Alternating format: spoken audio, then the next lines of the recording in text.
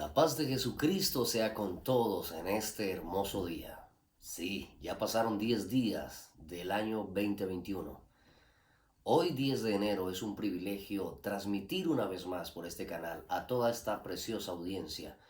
Gracias por seguirnos, gracias por acompañarnos hoy en la segunda lección de esta maravillosa serie de la historia del rey David. La semana pasada estábamos hablando acerca de cómo fue elegido el rey David. Hoy vamos a hablar cómo fue ungido.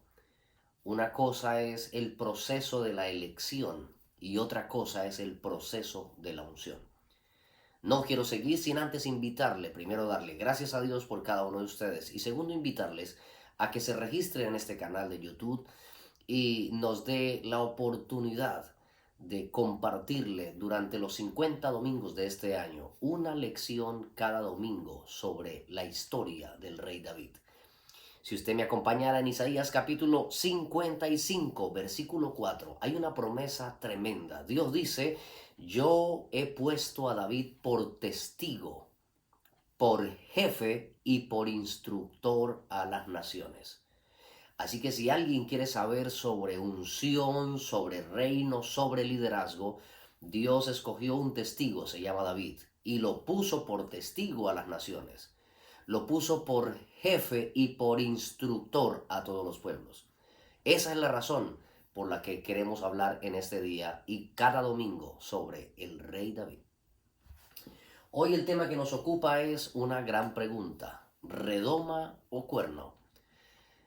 Es el proceso por medio del cual Dios unge a sus reyes y les da esa capacidad sobrenatural para poder administrar y para poder establecer su reino en la nación amada que él había escogido, la nación de Israel. Para iniciar este tema quiero hablarles de que todos somos salvos para servir. Nadie fue salvo para convertirse en un florero de decoración de un templo, de una capilla, de una sinagoga, de lo que llamamos una iglesia. Hay personas que tal parece que eso es lo que son, parte del inventario de una iglesia. Ahí están, no se meten con nadie, tampoco hacen nada, no opinan, solo van, asisten, salen, se van, entran, salen. No hay algo en ellos que les dé una relevancia, una vida impactante, una vida que deje huellas imborrables. Así que si eres salvo, recuerda esta consigna de vida: somos salvos para servir. Todo creyente, todo nacido de nuevo, todo hijo de Dios, mentalmente sano, tiene un innato deseo de ser usado por Dios. Es algo natural, algo que produce en nosotros la conversión. Como Saulo de Tarso el día que se convirtió: Señor, ¿qué quieres que yo haga? Si usted ha sido salvo y esta reacción no está en usted, tiene que revisar su conversión. Porque la Biblia enseña que al que mucho se le perdona, mucho agradece. Así que siempre recuerde que es mejor desgastarse que oxidarse. Hay gente atornillada, aplastada, encajonada en la silla de una iglesia y de ahí nunca han salido. Y no ha habido poder humano que los mueva hacia otra dimensión mayor. No, están relajados y están tranquilos, como el vino reposado. Pero a través de ese testigo, de ese jefe y de ese instructor llamado David, Dios quiere encender esa pasión de servicio en nuestros corazones, porque fuimos nacidos para servir y todos necesitamos tener ardiente esa llama, ese deseo de ser usados por Dios, de ser instrumentos de su gracia. No de asomarnos, no de darnos a conocer, sino de que el nombre de Jesucristo sea conocido a través de nosotros. Ahora, el apóstol Pablo, en una muy poética e ilustre presentación, hizo una gran pregunta: ¿son todos apóstoles? ¿Son todos profetas? Queriendo preguntar, ¿a todos Dios los usa de la misma manera? ¿A todos Dios les da las mismas capacidades? Definitivamente no. No todos los ministerios operan de la misma forma ni bajo la misma unción. La Biblia dice que hay diversidad de dones, hay diversidad de ministerios y hay diversidad de operaciones. Y siempre dice como Dios quiere que sea. Esto nos hace pensar entonces que cuando Cristo habló de la parábola de los talentos, tenía una revelación tremenda. A uno que escogieron, que eligieron, le entregaron un talento. A otro le entregaron 2 talentos. Pero a otro le entregaron 5 talentos. Cada uno fue elegido entre otras personas para un propósito definido, para un propósito especial. Y a uno le dieron 1, 2 o 5 talentos. Esto nos enseña que a cada persona que Dios elige y unge, le asigna un ministerio, lo que eliminaría, potencialmente debería eliminar los celos, la envidia y el nefasto espíritu de competencia en el liderazgo cristiano. Es vergonzoso ver cómo algunas personas se suben al púlpito a deshonrar a otros, a hablar mal de otros, a desprestigiar a otros, a apocar el ministerio de otros. Algunos porque como tienen 5 talentos, entonces menosprecian al que tiene uno solo y dice, ese no tiene lo que yo tengo. Y otros acomplejados, en vez de estar agradecidos, viven es acomplejados. Aquel tiene más que yo, aquel puede más que yo. Y algunos operan llenos o motivados por situaciones que no son las correctas. Y por eso nuestros liderazgos no tienen un mayor impacto, un mayor alcance, porque las motivaciones no son correctas. Así que somos escogidos, designados, asignados, comisionados o enviados para un propósito específico. No peleé con su compañero. La profecía en Joel decía, viene un pueblo grande y fuerte, un ejército numeroso cual nunca lo hubo jamás. Y quiero tomar esa profecía para aplicárselo a la iglesia. Dice, ninguno estrechará a su compañero, sino que cada uno correrá hacia adelante por la victoria que Dios le ha dado a cada una de sus ciudades. Esa es la revelación que tenemos o que debemos tener todos los que hoy servimos a Jesucristo nuestro Salvador. No se quede usted mirando con desprecio al que tiene menos talentos que usted, ni tampoco se quede mirando con complejo al que tenga más talentos que usted. Sea feliz, sea agradecido, porque es Dios el que escoge. Y el que escoge tanto el proceso, cómo te llama, como también escoge el proceso, cómo te va a ungir. No pienses que porque Dios no te llamó de la misma forma que a ti, aquel está mal elegido. Eso es un insulto, es una falta de respeto a la diversidad de operaciones que tiene el Espíritu Santo. Hay personas que dicen, ¿a quién le falta convertirse? Porque es que cuando yo me convertí, a mí me tocó esto y hacen una lista. Eso era contigo, querido hermano, querida hermana. No le aplique la misma regla a todos, porque a todos Dios los escoge en procesos distintos. De la misma forma, a todos Dios los unge en procesos distintos. Por ejemplo, el apóstol Pablo decía, a mí me escogieron para anunciar esta gracia entre los gentiles. Él decía, yo, que soy el más pequeño que todos, tengo la bendición de ser enviado a los gentiles. Pero Pedro no se acomplejaba diciendo, los gentiles son una plaza más grande. ¿Por qué a Pablo le dieron los gentiles y a mí me enviaron a los judíos? No, ellos no se acomplejaban. Cada uno iba feliz a cumplir aquella comisión que les han dado, aquella asignación divina. Santiago, por ejemplo, el hermano de Cristo, el apóstol Santiago, dice, yo fui enviado a las 12 tribus dispersas de Israel. En el Antiguo Testamento nos habla de profetas que fueron enviados solo a la nación de Israel, pero habían otros que fueron enviados solo a la nación de Judá. Sin embargo, habían otros que le predicaron a ambas naciones. Estaban enviados.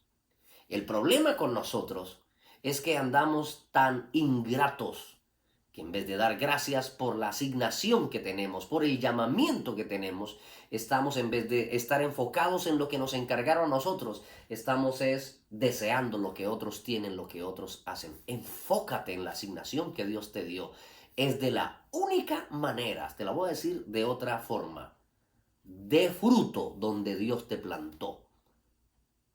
Santo Dios, qué poderosa es la palabra del Señor. De fruto donde Dios te ha plantado. Ahora, Se necesita tener humildad y mansedumbre para aceptar y honrar a los que tengan más para dar. Eso no es problema de ellos. ¿Qué culpa tiene otro de que Dios le haya dado más? Y eso no quiere decir que al que Dios le dio menos, era menos importante. No, fue como Dios quiso. La fe, Dios la da conforme a la capacidad que tienes, pero los dones Dios los da conforme Él quiso. De no ser así, nos vamos a llenar de complejos de inferioridad. ¿Por qué aquel tiene 2? ¿Por qué el otro tiene 5? ¿Por qué yo solo tengo 1? Entonces mejor entierro mi talento porque la competencia está brava. Amados, no estamos en el reino de Dios para competir, para pisar cabezas de otros y nosotros poder sobresalir. Si eso es lo que hemos hecho en nuestra vida, lo único que hemos hecho es avergonzar la gracia de Dios que se ha manifestado para salvar a los hombres. No para enorgullecer a los hombres, sino para salvar a los hombres. El que tenga menos, libérese, procure ser feliz y trate de no sentir envidia, complejos de inferioridad, desigualdad, desaliento. Es que yo no brillo igual que aquel. Y el que puede más o el que tenga más, no subestime, no ignore. En el nombre de Jesús, no avergüences, no humilles, no sea grande, no atropelle. Eso es inmoral, eso es corrupto, eso no es de alguien, no es digno de alguien que tenga una santa unción como es la unción del Espíritu Santo. La unción pudre yugos, la unción es para ministrar a la gente. No usemos la unción de Dios para vanagloriarnos y decir, algunos creen que no, yo tengo más cargos que usted, es que yo soy más ungido que usted. No, los cargos y los oficios no son una señal de unción. A veces un buen cargo se compra. Sé lo que le estoy diciendo, se compra. Pero el don de Dios no se puede comprar. Hubo alguien que quiso comprar el don de Dios. Los dones no se compran. Compras amigos, compras posiciones, compras eventos, pero jamás podrás comprar la gracia de Dios, el favor de Dios, el respaldo de Dios. Lo que soy, lo que tengo y lo que hago es por la gracia y la misericordia de Dios. Eso fue lo que aprendió el rey David. Cuando lleguemos al cielo, no nos van a preguntar cuántos sellos hay en tu pasaporte, cuántos países visitaste, en cuántos eventos internacionales predicaste, en qué púlpito estuviste. Eso no nos lo van a preguntar. La gran pregunta que el cielo nos hará es, ¿cuántas almas lograste impactar? ¿Cuántos quebrantados de corazón sanaste? ¿A cuántos ciegos pudiste iluminar con la luz de este evangelio? ¿Cuántos pobres fueron enriquecidos con la palabra que llevaste? Esa es la vara con la que el Señor nos va a medir. Y recuerda esta palabra. Uno es el que siembra, otro es el que riega, pero otro es el que cosecha. No es un secreto. Cuando alguien llega a alguna ciudad y empieza a cosechar un gran avivamiento, almas y grandes bendiciones, es vergonzoso ver cómo muchos líderes ignoran, quieren desaparecer la historia de los que pasaron primero que él, sembrando. Cuando llegues a un púlpito y Dios te use, o estés en un escenario y seas de impacto, de bendición, no diga, es que yo tengo los 5 talentos, es que yo tengo más unción. No, cállate en el nombre de Jesús. Recuerda que en el silencio tal vez el mundo va a ignorar al que sembró. Y el que sembró no es popular. El que sembró no es conocido. El que sembró tenía deudas. El que sembró estaba asoleado. El que cosechó es popular, sale en la foto. ¿Qué cosecha? ¿Y dónde están los que sembraron? ¿Dónde están los que regaron? ¿Acaso no existieron? Tenemos que aprender a reconocer que somos codependientes, somos interdependientes. Uno siembra, otro riega y otro cosecha. Pablo decía, yo sembré, Apolo regó, pero el crecimiento lo da Dios. No te acomplejes si estás tanto tiempo en un lugar y predicas, oras, ayunas y no se convierte nadie. Te mueres. No hizo nada. Eso dicen los religiosos que no entienden los procesos de Dios. Luego llega otro que no oró, no ayunó, no pagó el precio, predicó un mensaje y se entregaron 500. Ese sí tiene unción. No, ese está asignado para recoger cosechas. Entonces, ni el que siembra es algo, ni el que ciega es algo, sino Dios que ha tenido misericordia de todos nosotros. En el Antiguo Testamento hay poderosos ejemplos de la manera como fueron ungidos siervos de Dios para propósitos específicos. ¿Quién ungió? ¿A quién ungió? ¿Cómo fueron esos procesos? La palabra de Dios nos enseña. Existían dos instrumentos muy usados en las épocas antiguas para ungir a los siervos de Dios. El primero se llamaba redoma. La redoma era un objeto de barro, una obra de alfarero. Habían varios modelos, pero si usted nota el patrón, es el mismo en todos los instrumentos. La redoma, una vasija de barro con una base amplia abajo, mientras se extiende de una manera alargada por un fino embudo hacia arriba, dejando una pequeña salida. Todas las redomas son anchas abajo y angostas arriba. Ese es el sentido de la redoma. ¿Por qué era ancha abajo y angosta, muy angosta arriba? Dicen algunos historiadores, algunos comentaristas, que era tan fino el embudo que podía ladearse la redoma y no desperdiciar, no derramar el precioso líquido que contenía. Para poderlo sacar o para poderlo vertir, para poderlo derramar, habría que sacudir fuertemente esa redoma, porque esa era la intención, que aunque tenía bastante, iban a salir solo gotitas, el fluido iba a ser pequeño. El propósito de estas obras llamadas redomas era depositar aceites, finos perfumes, era una obra de mano de hombre. Tenga en cuenta eso, era de barro y alguien la hizo y ese era el modelo para hacerla. La utilizaron algunos sacerdotes en el Antiguo Testamento, algunos profetas algún día para ungir objetos, cosas, personas. Por ejemplo, en Segunda de Reyes capítulo 9, versículo 1, la palabra del Señor nos enseña cuando Eliseo llamó a uno de los hijos de los profetas y le dijo: ciñe tus lomos y toma esta redoma de aceite en tu mano y ve a Ramot de Galaad, ve y unge a Jehú de Israel. Dios escogía a quién iba a ungir y con qué lo iban a ungir. En Primera de Samuel capítulo 10 versículo 1 dice: tomando entonces Samuel una redoma de aceite, amén, la derramó sobre la cabeza de Saúl, lo besó y le bendijo. ¿No te ha ungido Dios por rey sobre Israel? Así que en la Biblia muchos reyes fueron ungidos con un instrumento llamado redoma. Sí, el tema no era la redoma, sino el aceite de la unción que ella contenía. Como caso particular, la mayoría de los hombres que fueron ungidos con redoma fueron ungidos en ceremonias secretas, particulares, sin testigos, ceremonias privadas. Casi a todos los que Dios ungió con una redoma, la ceremonia fue particular, fue un trato entre Dios y él. Saúl, dice la palabra del Señor, que le dijeron, dile a tu criado que se adelante un poco. Eso sucedió antes de ser ungido. O sea, necesitas estar solo para recibir esa unción con la redoma. Cuando sucedió la unción para el rey Jehú, le dijeron: entra a la casa, levántalo del banquete, métalo en su recámara y úngelo allí. Oh, siento la presencia de Dios hablando de este tema tan especial.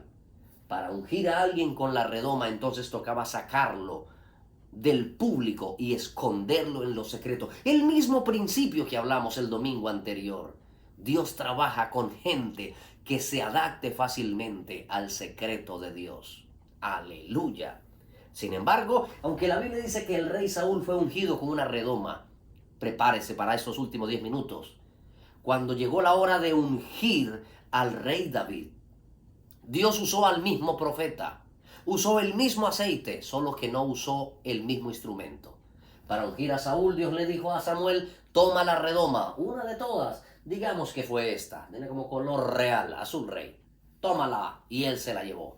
Pero para ungir a David, Dios le dice otras instrucciones.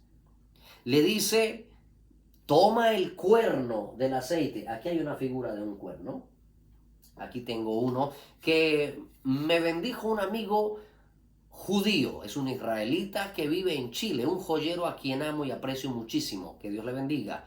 El pastor Ricardo Vives me conectó con él y me dijo, pídale lo que quiera a los chilenos. Che, usted no pídale lo que quiera, que él te va a bendecir. Y yo le dije, gracias, quiero un cuerno de carnero, de los que usaban para la unción. Me lo trajeron de Israel y lo conservo como una gran reliquia, un hermoso recuerdo. El cuerno, a diferencia de la redoma era hecha por manos de hombres, pero el cuerno es una obra de la mano de Dios, Santo Dios. Era escogido de entre el rebaño con cualidades específicas según fuera el uso designado.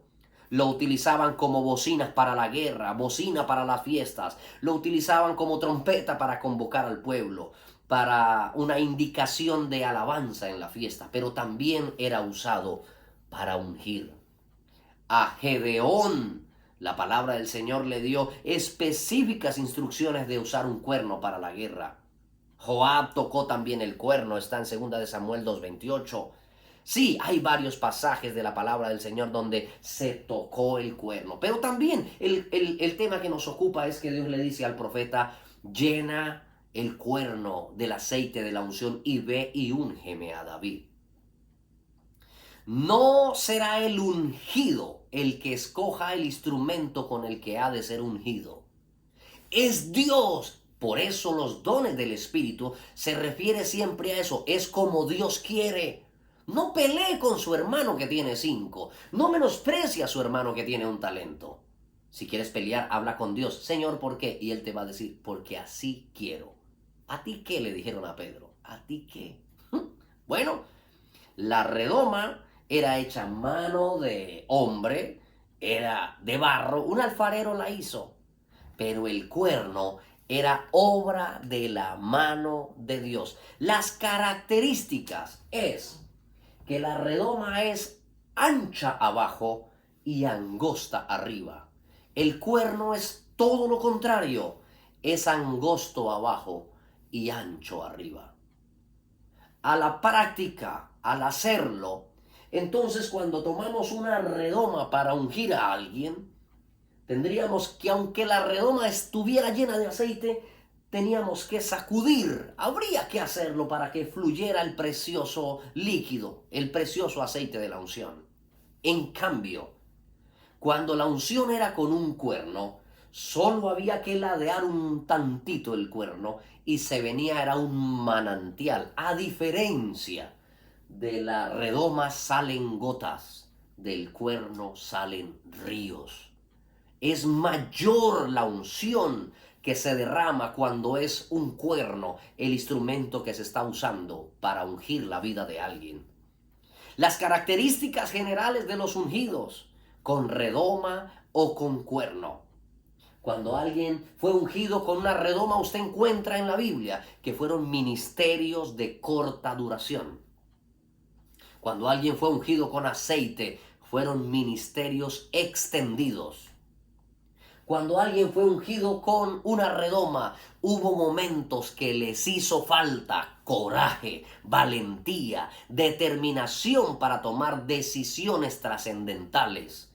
Cuando alguien fue ungido con aceite, tuvo la gallardía, el poder y la autoridad de destrozar osos, leones, gigantes y ejércitos enteros. ¡Santo Dios de Israel!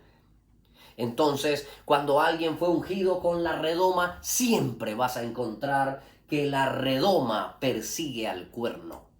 La gente que fue ungido con la redoma sintieron celos de los que fueron ungidos con un cuerno.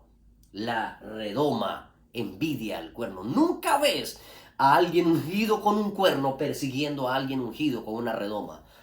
Perdón, nunca lo vas a ver.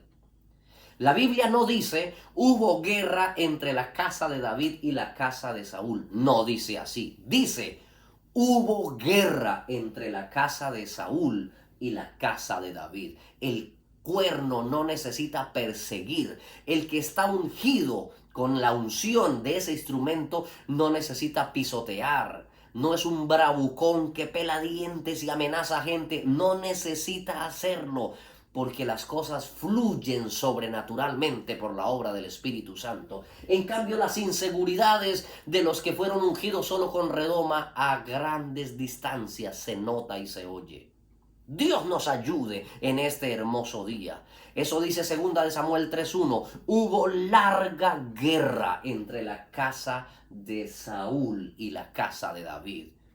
La redoma siempre va a querer matar al que fue ungido con el cuerno. Sin embargo, el cuerno va a demostrar su grandeza teniendo misericordia de los descendientes de la redoma. Recuerda que David tuvo misericordia de Mefiboset y lo levantó y lo sentó en palacio en la silla del rey. El que fue ungido con la redoma pecó y fue rechazado para siempre. El que fue ungido con el cuerno pecó y fue restaurado. Esto no quiere decir que los que están aquí tienen licencia para pecar y los que están aquí no. Quiere decir que la gracia de Dios fluye a manantiales desbordados. Oh Dios de Israel, como deseo que hoy, 10 de enero, el Espíritu Santo sea vertido sobre cada uno de nosotros. Señor, te lo pedimos, que no sea con la redoma, pero que sea con el cuerno. Qué tremenda enseñanza tenemos aquí. Saúl nunca pensó en las consecuencias que le podría traer matar a David. David, en cambio, le perdonó la vida a Saúl muchas veces. Saúl le hizo guerra a la casa de Saúl. Saúl le hizo guerra a la casa de David, pero David le hizo misericordia a la casa de Saúl. Con estos datos ya te estás dando cuenta. Y yo no estoy expresándole esto para que usted empiece a buscar, entonces fulano fue ungido con redoma. Con razón. No es para eso. Es para que te examines tú mismo y le digas, Señor, creo que necesito que me unjas otra vez. Sí, porque es como el Señor quiera. La redoma siempre va a perseguir al cuerno. Dice la palabra del Señor Jesucristo que se quitó el manto que llevaba puesto y se lo dio a David. Le dio también su túnica y su espada y su arco y su cinturón. Algunos apóstatas, algunos impíos, algunos depravados que hoy están en nuestros púlpitos están diciendo que David y Jonathan era una pareja de gays, de homosexuales. Dios reprenda al diablo. Yo no te estoy hablando de gente que anda en doctrinas extrañas. Te estoy hablando de corrientes diabólicas que hoy se están levantando dentro de la iglesia para enseñar semejante barbaridad. Porque Jonathan le entregó a David. Dice la palabra del Señor, a Jonathan le correspondía el trono por herencia, por dinastía. Pero Jonathan, en vez de sentir los complejos de su papá, la envidia de su papá, él dijo, reconozco que fue Dios que te escogió a ti en mi lugar. Eres tú el que tienes la unción. A ti te ungieron con un cuerno, a mi padre con una redoma. Esa fue la razón de que Jonathan se quitó, según la palabra del Señor, su manto. Se quitó su túnica, se quitó su espada, su arco, su cinturón y se los entregó a David. No como enseñan estos hijos del diablo que ahora están diciendo. Estoy ya hablándole de predicadores apostólicos del nombre de Jesús que están infiltrando esa nefasta doctrina en esta generación. No estoy exagerando, Dios sabe de lo que hablo. ¿Sabe qué dice la Biblia? Que mientras la casa de David, de Saúl, se debilitaba, la casa de David se fortalecía. ¿Quiere usted vivir una vida sin complejos, sin envidia, sin nada de eso? Necesitas inclinarte ante la obra del Espíritu Santo y dar gracias por lo que Dios tiene para ti. Con la redoma se consiguen muchas cosas. Se puede hacer mucho para la gloria de Dios. Recuerda la canción de las doncellas de Israel. Saúl mató a 1000. Pero David mató a 10,000. Nunca ves a David diciéndole a Saúl, me baja la voz porque usted apenas lleva 1000, yo ya llevo 10,000. Aquí el que manda soy yo. No, No necesitó humillar, enfrentar, igualársele. Cuando tienes una unción mayor, guarda silencio ante la ignorancia de los que te atacan por celos, porque Dios te use un poco más a ti. Y siempre recuerda, no es que tú seas mejor y el otro sea peor, es que Dios a ti te dio un poco más, al otro le dio para lo que lo asignó. Entonces, ni acomplejados ni agrandados, guardemos el equilibrio y entre todos hagamos la obra y la buena voluntad del Señor. Oh, que el Señor Jesús nos ayude.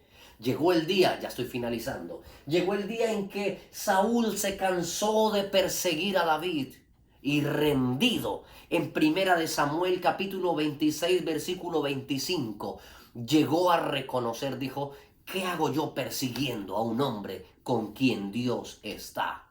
Sí, hay ministerios que son como los de Labán. Por eso Dios tuvo que cambiarle el suegro a Jacob. Recuerde que el primer suegro de Jacob se llamó Labán. El que lo persiguió, lo robó, lo extorsionó, lo engañó 10 veces. Y cuando se fue, no lo dejaban en paz. Oye, deja en paz a la gente que has robado y has maltratado. No los persigas, déjalos en paz.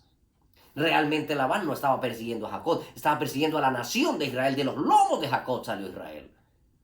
Por eso Moisés en el desierto se encuentra, o la nación de Israel se encuentra otro suegro, Yetro, que quiere decir excelencia, que no tiene celos, que no dice, ¿abriste el mar? Oh no.